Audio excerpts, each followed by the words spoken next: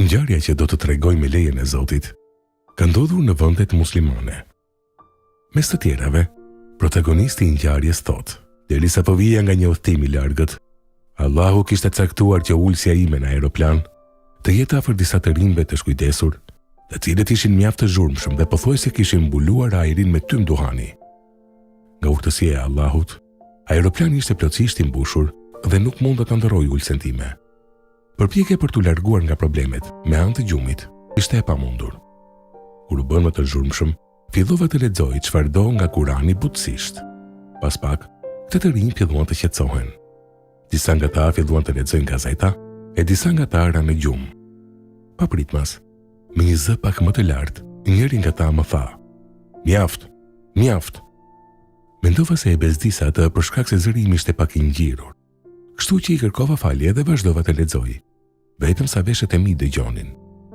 E pash atë duke mbajtur kokën me duart e tij, duke mos e zënë vendi. Lëvizte shumë. Pastaj ngriu kokën dhe me inat më tha: "Të lutem dalo, nuk mund ta duroj." Pastaj ai u ngrit nga ulsja e tij për pak, për t'u rikthyer prapë që ta përshëndet me selam dhe t'i kërkoj falje. Ishte i qetë, nuk e dija ç'po ndodhte. Pas pak u kthye përballë meje me lotën në sy duke më thënë: "Për 3 apo më shumë vite, nuk e kam vendosur ballin në tokë. Por as që kam lexuar ndonjë ajet.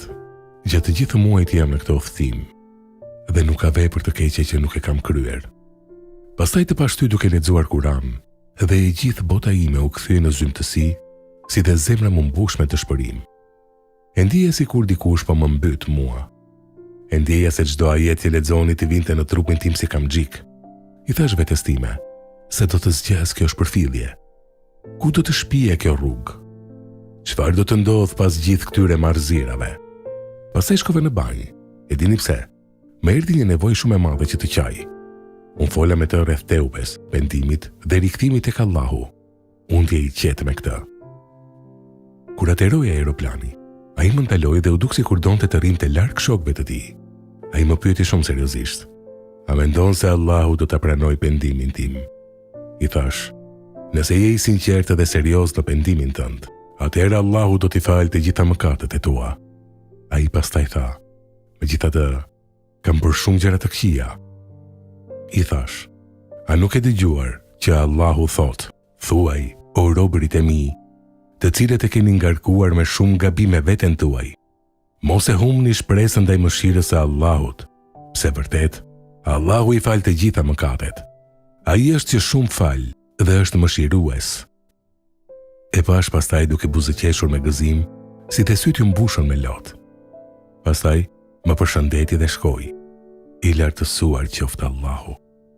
Pavarësisht sa e madhe është e keqja dhe mëkati i njeriut, në zemrën e tij ka një farë të mirësisë. Sikur të arrinim ta mbillnim, ajo do të rritej dhe do të bëhet frut në dasht Allahu.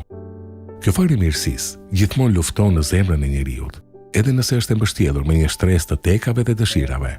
Kur Allahu dëshiron të mirën e robit të tij, ai bën që drita e udhëzimit të ndriçojë në zemrën e tij dhe udhëzon atë në rrugën e atyre që janë të udhëzuar. Allahu thotë në Kur'an: "Atë që Allahu dëshiron ta udhëzojë, ja zgjeron zemrën për të pranuar Islamin.